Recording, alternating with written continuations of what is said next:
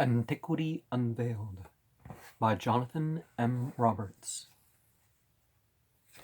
Plotinus, the Neo-Platonists. Ours is a war for truth. As it was with me in the mortal form, so it is now with me in the spirit. While you fight with the benighted souls in mortal form, I am fighting with the deluded millions in spirit. The school to which I belonged is known to you moderns as the Neoplatonic, but by us it was called the Eclectic. The founder of this school was Ammonius, the Peripatetic,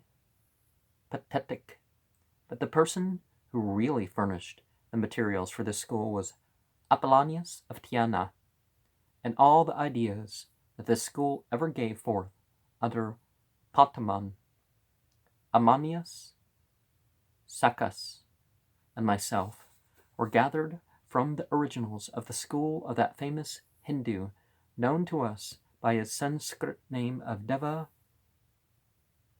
Bodhisattva. His writings were the foundation, combined with some Platonic writings, which formed the whole of what the eclectic school taught.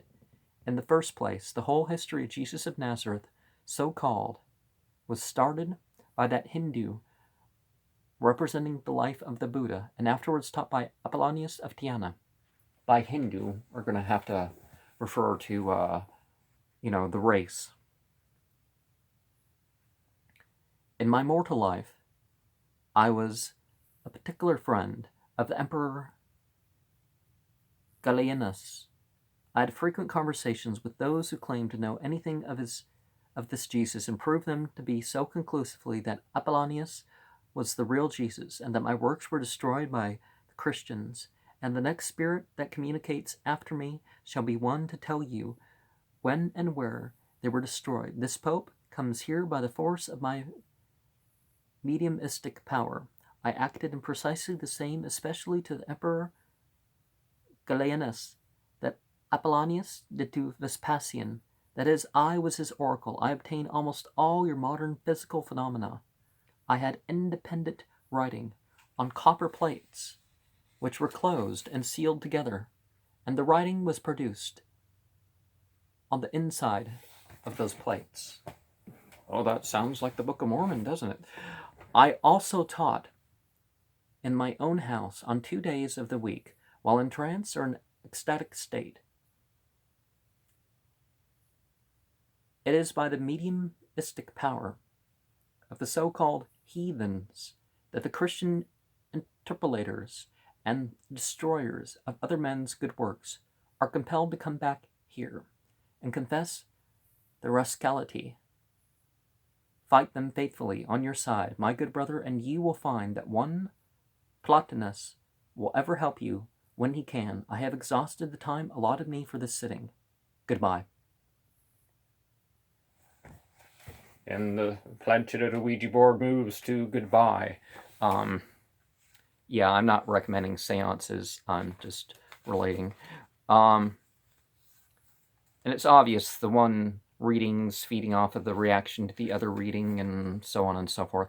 For the historical record of Plotinus, we refer the reader to the Encyclopaedia Britannica, also Nouvelle Biographie Générale compiler.